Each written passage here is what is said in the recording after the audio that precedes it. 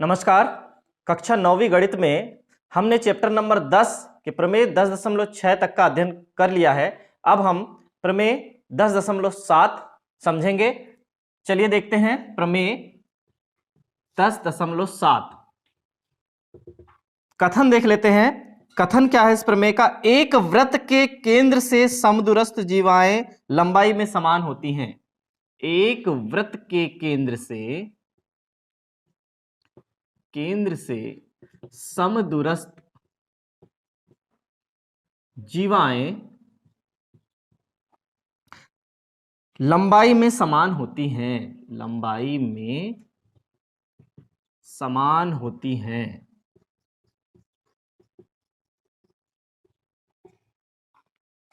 चलिए, तो हमें ज्ञात क्या है हम देख लेते हैं। हमें ज्ञात है एक वृत्त जिसका केंद्र O है और उससे समदूरस्थ जीवाएं समान दूरी पर हैं। तो चलिए, एक वृत्त जिसका केंद्र O है, चलिए वृत्त का केंद्र O है, से समदूरस्थ जीवाएं, तो एक वृत्त ले लेते हैं हम। चलिए, ये ले लिया मैंने वृत्त और ये ले लिया केंद्र, और इससे दो जीवाएं समदूरस्थ हैं, एक AB और एक AB और CD। दोनों जीवाएं वृत्त के केंद्र से समान दूरी पर हैं। समान दूरी पर है यानी ये जो दूरी है OM, वो वास्तव में O, हम इस जीवा को ऐसे भी ले सकते हैं या इस तरह से भी ले सकते हैं, इस तरह से भी ले सकते हैं। चलिए, इस तरह से ले लेते हैं। और ये दोनों जीवाएं समदूरस्थ हैं, तो ये वाला जो भाग है ON, ये CD, OM और ON दोनों आपस में बराबर है। तो हम लिख देते हैं, ज्ञात है एक वृत्त जिसका केंद्र O है एवं OM बराबर ON, आकृति में दिखाए अनुसार OM बराबर ON। सिद्ध क्या करना है? सिद्ध करना है समदूरस्थ तो हैं, लेकिन उन जीवाओं की लंबाई वास्तव में बराबर है क्या? जीवा AB बराबर जीवा CD, ये हमें सिद्ध करना है। तो चलिए, हम किसी एक समकोण त्रिभुज को पूर्ण कर देते हैं। यहां पर मैंने C को O से मिला दिया, समकोण त्रिभुज बन गया। O को A से मिला दिया, ये भी समकोण त्रिभुज बन गया। तो बना लेते हैं रचना। O को A से एवं O को C से मिलाते हैं, ये मिला दिया। इसके बाद हम आते हैं उपपत्ति पर।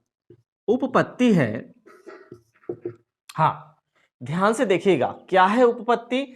उपपत्ति में हम लेंगे दोनों त्रिभुज, हमें दिख रहा है, हमें यह भी पता है कि वृत्त के केंद्र से जीवा पर लंब ही डाला जाता है, ये लंब है, और वो जीवा को समद्विभाजित करता है, ये भी हमें पता है। ये बराबर भागों, ये दोनों को बराबर भागों में बांटा और वो दोनों को बराबर भागों में बांटा।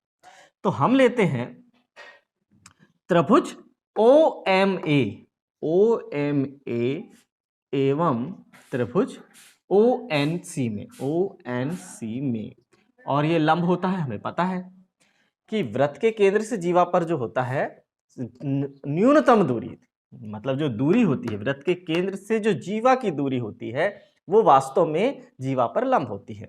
तो दोनों में क्या क्या बराबर होगा? सबसे पहले तो हम ले लेते हैं समकोण। तो कोण OMA बराबर कोण ONC, यहां लिख देंगे प्रत्येक समकोण है। क्यों है? जीवा से, केंद्र से जीवा की न्यूनतम दूरी ही लंब होती है ना, केंद्र से जीवा की दूरी, केंद्र से जीवा, ये देखिए एक वृत्त के केंद्र से समदूरस्थ जीवाएं समान लंबाई की होती हैं। तो समदूरस्थ कैसे होंगी? तो वो न्यूनतम जो दूरी होगी वो लंब होगी। तो प्रत्येक समकोण है केंद्र से जीवा की न्यूनतम दूरी, लंब क्यों है? क्योंकि केंद्र से जीवा की न्यूनतम दूरी है ये। अब हम ले लेते हैं आगे, समकोण ले लिया, अब कर्ण देख लीजिए, OA किसके बराबर है? OC, ये तो हम जानते हैं वृत्त की त्रिज्याएं हैं, ये वृत्त की त्रिज्याएं हैं। और तीसरा जो हम ले सकते हैं, कौन सी सर्वांग समता बनने जा रही हमारी? समकोण कर्ण भुजा सर्वांग समता। तो हम तीसरी चीज ले लेते हैं भुजा, जो कि हमें पता है कि ये समदूरस्थ है, ज्ञात है। OM वास्तव में ON के बराबर है और ये हमें ज्ञात है। तो ये दोनों त्रिभुज OMA सर्वांग सम हो गया त्रिभुज ONC के। OMA और ONC दोनों त्रिभुज सर्वांग सम हो गए, और जैसे ही दोनों त्रिभुज सर्वांग सम हुए तो हमें क्या सिद्ध करना पड़ रहा है कि जीवाएं समान होती हैं। तो अभी तो हम ये ले लें कि इनकी जो सम्मुख भुजाएं बराबर हो जाएंगी, यानी OM, देखिए AM किसके बराबर हो गया? CN के बराबर हो गया। क्यों हो गया? यहां लिख देंगे CPCT या सर्वांगसम त्रिभुज संगत अवयव। सर्वांगसम त्रिभुज के संगत अवयव होने के कारण ये दोनों आपस में बराबर हो गए, और जैसे ही ये दोनों आपस में बराबर हो गए, दोनों पक्षों में हम 2 का गुणा कर देंगे, तो 2AM बराबर 2CN ऐसा हम लिख सकते हैं। और 2AM बराबर 2CN वास्तव में क्या होगा? AM का दुगना कौन है? AB है, और CN का दुगना कौन है? CD है। यही सिद्ध करना था हमें, AB बराबर CD, यही हमें सिद्ध करना था और सिद्ध हो चुका। इस तरह से हमारी यह प्रमेय 10.7 सिद्ध होती है। चलिए अब ले लेते हैं प्रमेय 10.8, और प्रमेय 10.8 का कथन हमारे सामने है। ये हमने ले लिया 10.8। कथन क्या है? एक वृत्त द्वारा केंद्र पर अंतरित कोण, एक वृत्त द्वारा केंद्र पर अंतरित कोण, केंद्र पर बना कोण, केंद्र पर अंतरित कोण वृत्त के शेष भाग के किसी बिंदु पर अंतरित कोण का दुगना होता है। वृत्त के शेष भाग, बहुत ही इंपॉर्टेंट प्रमेय है ये, ध्यान से देखिए। शेष भाग के किसी बिंदु पर, के किसी बिंदु पर अंतरित कोण का दुगना होता है, दुगना होता है। तो ये प्रमेय हमें सिद्ध करना है। बहुत ही महत्वपूर्ण प्रमेय है कि वृत्त द्वारा केंद्र पर अंतरित कोण वृत्त के शेष भाग के किसी बिंदु पर अंतरित कोण का दुगना होता है। तो चलिए इसके लिए हम ले लेते हैं हमारी एक स्थिति कि एक वृत्त मैंने इस तरह से ले लिया, और ये वृत्त के केंद्र द्वारा, वृत्त के केंद्र पर अंतरित कोण, ये केंद्र पर अंतरित कोण बना दिया। चाप AB द्वारा केंद्र पर अंतरित कोण ये ले लिया मैंने, या PQ द्वारा ले लेते हैं, ये चाप PQ द्वारा केंद्र पर अंतरित कोण, कोण POQ हो गया। अब इसी चाप द्वारा देखिए, अंतरित कोण वृत्त के शेष भाग के किसी बिंदु पर अंतरित कोण का दुगना होता है। ये वृत्त के शेष भाग में इस बिंदु पर हमने कोण अंतरित कर दिया, और ये वाला जो कोण है, इस कोण का हमें दुगना सिद्ध करना है। यहां पर बिंदु ले लेते हैं A, यहां पर हमने ले लिया बिंदु A। तो चलिए ज्ञात है, हमें क्या ज्ञात है देख लेते हैं। एक वृत्त जिसका केंद्र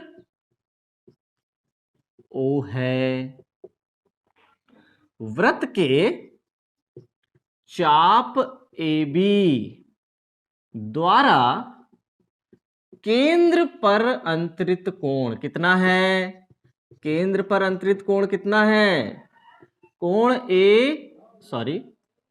चाप PQ द्वारा, PQ चाप लिया है हमने, चाप PQ द्वारा केंद्र पर अंतरित कोण, कोण POQ है, तथा इसी चाप द्वारा शेष परिधि पर अंतरित कोण क्या है? इसी चाप द्वारा शेष परिधि, शेष परिधि मतलब ये वाला भाग, शेष परिधि P से लेकर Q तक दीर्घ चाप की बात कर रहे हैं। शेष परिधि मतलब दीर्घ चाप पर, शेष परिधि पर अंतरित कोण कितना है? अंतरित कोण, कोण PAQ है, कोण PAQ है। तो हमने ले लिया एक वृत्त जिसका केंद्र O है और वृत्त द्वारा केंद्र पर अंतरित कोण, वृत्त के किसी चाप AB PQ द्वारा केंद्र पर अंतरित कोण POQ तथा शेष परिधि पर अंतरित कोण PAQ है। ये देखिए, अब हम ये लेना चाहते हैं, सिद्ध हमें क्या करना है? यही सिद्ध करना है कि वास्तव में केंद्र पर जो बना कोण है वो शेष परिधि पर बने कोण का दुगना होता है क्या? मतलब कोण POQ बराबर दो कोण PAQ के बराबर होना चाहिए। यानी कोण PAQ यदि 45 है तो उसका दुगना कोण POQ 90 होना चाहिए। यदि कोण PAQ 60 है तो कोण POQ 120 होना चाहिए। ये हमें सिद्ध करना है। उपपत्ति देख लेते हैं। उपपत्ति से पहले हम एक रचना करते हैं। रचना में हम करेंगे, रचना बिंदु A से केंद्र होते हुए एक किरण AOB खींचते हैं। बिंदु A से एक किरण AOB ये किरण खींचते हैं। ये मैंने खींच लिया। बिंदु A से एक किरण AOB खींचते हैं। अब ये जहां तक चले जाए, आगे भी हम ले जा सकते थे लेकिन आगे हमें आवश्यकता नहीं है। तो ये हमने खींच दिया तो हमें क्या प्राप्त हुआ? हमें ये प्राप्त हुआ कि देखिए, ये वाला जो कोण है, यहां पर जो कोण बन रहा है दो भागों में बटा है। यानी बिंदु A से हमने जो एक किरण खींचा है, यहां से ये दो भागों में कोण को बांटते हुए आगे तक बढ़ा है। ये देखिए, ये किरण आगे तक बढ़ाई गई है। अभी मैं यहां स्पष्ट दिखाने के लिए इस किरण को डार्क में कर दे रहा हूं। ये देखिए, किरण गई। तो हमें यहां पर इन कोणों के नाम दे देना है। हम इन कोणों के नाम दे देते हैं। यहां पर जो कोण है स्पष्ट दिखना चाहिए। यहां पर मैंने दे दिया कोण 1, यहां पर मैं दे देता हूं कोण 2 और ये वाला हो जाता है कोण 3। ध्यान रखिए, कोण 1, कोण 2 और कोण 3 इन्हीं से संबंधित ये प्रमेय है। तो त्रिभुज OAP में त्रिभुज उपपत्ति लेते हैं। उपपत्ति क्या है? त्रिभुज, ये वाला त्रिभुज, इस तरफ वाला OAP में बहिष्कोण, हाँ देखिए, OA को क्या किया गया है? आगे बढ़ाया गया है। तो लिखिए, OA को आगे B तक बढ़ाया गया है। हमें पता है ना, गया है। इसलिए बहिष्कोण प्रमेय से, बहिष्कोण प्रमेय मैंने आपको बताया क्या है। बहिष्कोण प्रमेय किसी त्रिभुज के बाहर बना हुआ कोण दूरस्थ अंतःकोणों के योग के बराबर होता है। यानी यदि ये कोण 3 बाहर बना है तो अंदर बने हुए कोण 1 और कोण 2 के योग के बराबर है। किसी त्रिभुज में बाहर बना हुआ कोण दूरस्थ अंतःकोणों के योग के बराबर होता है, इसलिए ये बराबर है। तो चलिए देख लेते हैं कैसे बराबर है। कैसे बराबर है देख लेते हैं। यहां ये, हाँ, दूरस्थ अंतःकोणों के योग के बराबर है। इसका मतलब है कि कोण 3 वास्तव में कोण 1 और कोण 2 के योग के बराबर है। इसे दे दिया मैंने समीकरण नंबर 1। या इसे और हल करते हैं। हमें ये पता है कि OA और OP, OA और OP क्या हैं? वृत्त की त्रिज्याएं हैं। वृत्त की त्रिज्याएं आता है OAP एक समद्विबाहु त्रिभुज है। देखिए ये और ये बराबर हो गए तो OAP समद्विबाहु त्रिभुज है, और समद्विबाहु त्रिभुज के सम्मुख कोण तो बराबर होते हैं सर जी। तो सम्मुख कोण जब बराबर होते हैं इसका मतलब यह है कि कोण एक कोण दो के बराबर है। तो फिर से इसको हम थोड़ा और हल कर लेते हैं। कोण 3 बराबर क्या हो जाएगा? इस कोण एक ही कोण 2 के बराबर है, तो 2 कोण 1। ऐसा क्यों? कोण 1 का दुगना क्यों? यहां लिख देंगे त्रिभुज OAP, त्रिभुज OAP एक समद्विबाहु त्रिभुज है, समद्विबाहु त्रिभुज है।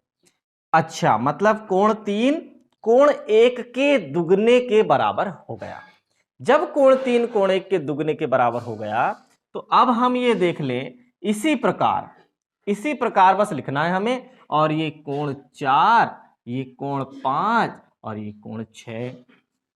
अब हम इसी प्रकार बस लिखेंगे और लिख देंगे कि कोण 6 भी कोण 4 के दुगने के बराबर है।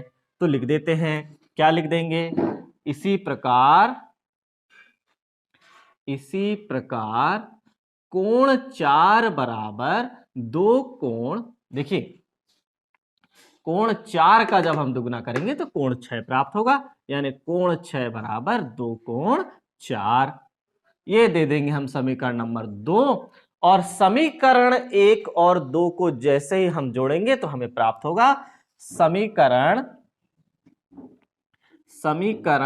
1 एवं 2 को जोड़ने पर, दोनों समीकरणों को हम जोड़ देंगे तो बायां पक्ष कोण 3 से कोण 6 जुड़ जाएगा, कोण 1 से कोण 4 जुड़ जाएगा। तो क्या होगा? कोण 3 धन कोण 6 बराबर, इसमें भी 2 है इसमें भी 2 है, दोनों में 2 उभयनिष्ठ है तो 2 को हम बाहर निकाल लें। 2 कोण 1 धन कोण 4।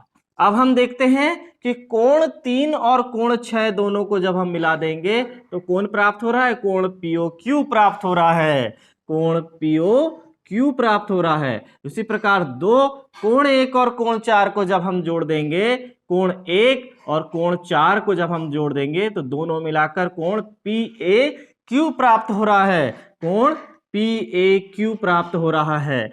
यही हमें सिद्ध करना था। क्या सिद्ध करना था? वृत्त के किसी चाप द्वारा केंद्र पर बना कोण उसी चाप द्वारा शेष परिधि पर बने कोण का दुगना होता है, और ये हमने सिद्ध कर दिया। अब हम लेते हैं प्रमेय 10.9। एक ही वृत्तखंड के कोण बराबर होते हैं। हम यहां पर लेते हैं एक वृत्त और इसका एक वृत्तखंड ले लेते हैं। ये ले लिया मैंने वृत्तखंड PQ, और इस वृत्तखंड, ये भी वृत्तखंड PQ द्वारा केंद्र पर बना कोण ले लिया मैंने, ये POQ, और इसी वृत्तखंड द्वारा शेष परिधि पर बना कोण एक ले लिया मैंने PAQ, और दूसरा कोण मैं ले लेता हूं PBQ। इस तरह से मैं एक आकृति क्रिएट करता हूं और यहां पर मैंने लिख दिया ज्ञात है। क्या क्या ज्ञात है? एक वृत्त जिसका केंद्र O है, वृत्त जिसका केंद्र O है, हाँ, और वृत्तखंड लिख दीजिए, वृत्तखंड PQ द्वारा केंद्र पर बना कोण, केंद्र पर बना कोण, फिर से बना कोण, कोण POQ एवं उसी वृत्तखंड द्वारा शेष परिधि पर बने कोण कौन कौन से हैं? उसी वृत्तखंड द्वारा कोण PAQ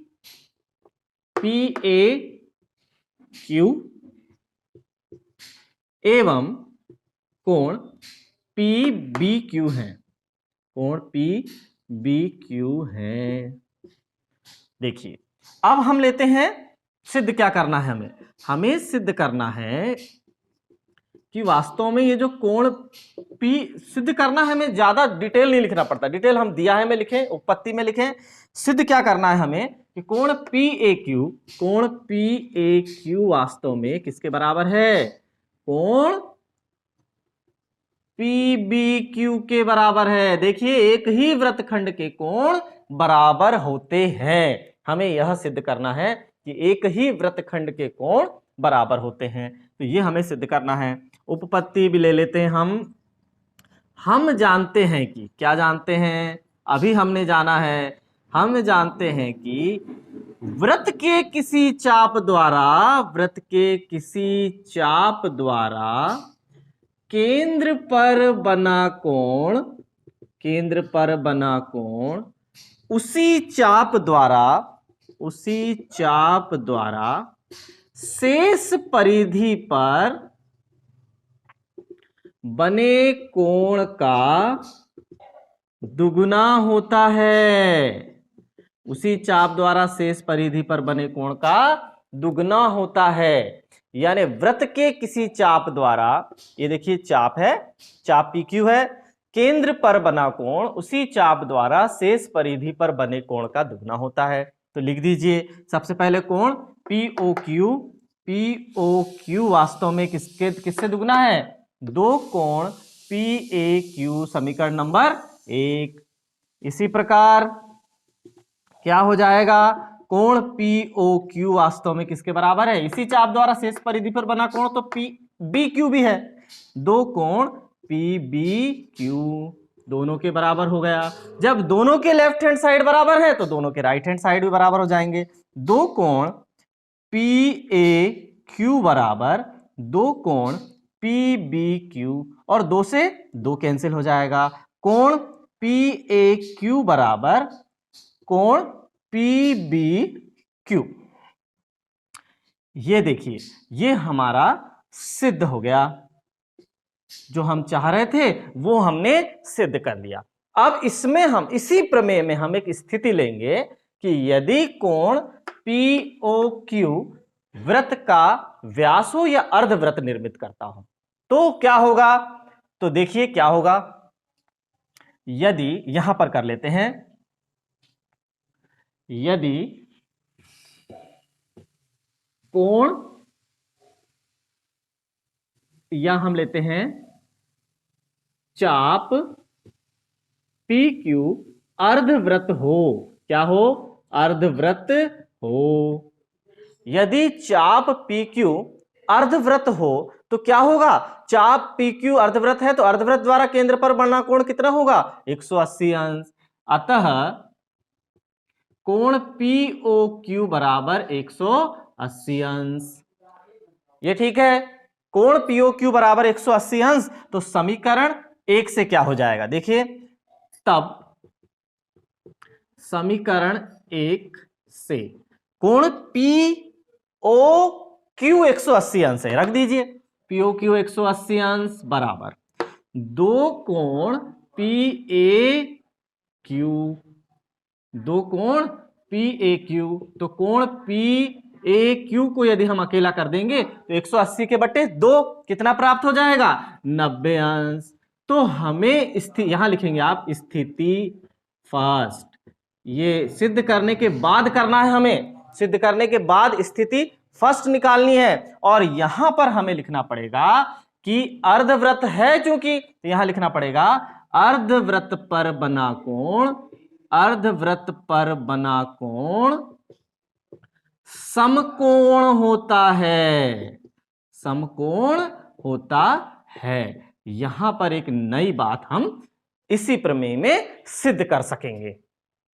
प्रमेय 10.11 चक्रीय चतुर्भुज के सम्मुख कोणों के प्रत्येक युग्म का योग 180 अंश होता है। प्रत्येक युग्म का, यानी कोण A और कोण C का योग 180 अंश, कोण B और कोण D का योग 180 अंश। हम पहले जान लें चक्रीय चतुर्भुज क्या होता है। ऐसा चतुर्भुज जिसके चारों शीर्ष वृत्त पर हों, चक्र पर हों, इसलिए चक्रीय चतुर्भुज। ऐसा चतुर्भुज जिसके चारों शीर्ष वृत्त पर हों चक्रीय चतुर्भुज कहलाता है। तो उस चक्रीय चतुर्भुज में हमें क्या दिखाना है कि उसके सम्मुख कोणों का, इस ए के सम्मुख कौन है, सी है, इस बी के सम्मुख कौन है, डी है, चक्रीय चतुर्भुज के सम्मुख कोणों का योग 180 अंश होता है। तो हमें सबसे पहले ज्ञात क्या है, ज्ञात है एक चक्रीय चतुर्भुज एबीसीडी, एक चक्रीय चतुर्भुज एबीसीडी। चलिए ये हमें ज्ञात है और इसके सम्मुख कोणों का योग 180 अंश हमें सिद्ध करना है। सिद्ध क्या करना है, सिद्ध करना है कोण ए धन कोण सी बराबर 180 अंश एवं कोण बी धन कोण डी बराबर 180 अंश। ए और सी का योग 180 अंश और बी के सम्मुख कौन है, डी है, बी और डी का योग 180 अंश। रचना कर लेंगे हम, रचना कर लेंगे चाप, ये देखिए चाप बीबी, चाप बीसीडी लिख सकते हैं। चाप बीसीडी द्वारा केंद्र पर बना कोण कौन है, कोण डीओबी है। तो हम ऐसा कर दें कि केंद्र ओ से बी एवं डी को मिलाते हैं, मिलाते हैं। इतना सा काम हमने किया, केंद्र ओ से बी एवं डी को मिलाते हैं। अब क्या हो जाएगा, उपपत्ति। वही बात हमें फिर से एक बार लिखना है। हम जानते हैं कि वृत्त के किसी चाप द्वारा, वृत्त के किसी चाप द्वारा केंद्र पर बना कोण उसी चाप द्वारा शेष परिधि पर बने कोण का दुगना होता है। हां, वृत्त के किसी चाप द्वारा, चाप डीबी की बात कर रहा हूं मैं, वृत्त के किसी चाप द्वारा केंद्र पर बना कोण, केंद्र पर कौन सा कोण बना है, एक्स, इसी चाप द्वारा डीबी द्वारा शेष परिधि पर बना कोण क्या है, कोण डीएबी है, शेष परिधि पर बनने कोण का दुगना होता है। तो चलिए हम लिख देते हैं और यहां पर मैं इस कोण को लिख देता हूं कि दुगना होता है। तो ये चाप डीबी द्वारा केंद्र पर अंतरित कोण कौन सा है, कोण एक्स बराबर दुगना होता है, यानी कोण ए का दुगना है, दो कोण ए, और इसको दे दिया समीकरण नंबर 1। इसी प्रकार लिख दूंगा मैं यहां, इसी प्रकार कोण y, अब देखिए ये नीचे बना हुआ था कोण, तो ये भी नीचे बने हुआ वाला उसका दुगना है। अब ये ऊपर बना हुआ कोण C है, तो ये ऊपर बना हुआ उसका दुगना होगा। ये याद रखने के लिए हमें बहुत ही आसान विधि है कि ये देखिए ये कोण इधर नीचे खुला हुआ बना है, तो इसका दुगना कौन सा है, ये नीचे खुला हुआ कोण इसका दुगना है, और ये ऊपर खुला हुआ कोण है कोण C, तो उसका दुगना कौन है, ये कोण Y जो कि ऊपर खुला हुआ है। तो क्या होगा, कोण Y बराबर दो कोण C, कोण C। समीकरण 1 और 2 को जोड़ देंगे, क्या होगा, समीकरण 1 एवं 2 को जोड़ने पर, दोनों समीकरणों को हमने जोड़ दिया, क्या प्राप्त हुआ, कोण x धन कोण y बराबर, इन दोनों में 2 कॉमन है, 2 कोण a धन कोण c, दोनों को जोड़ दिया।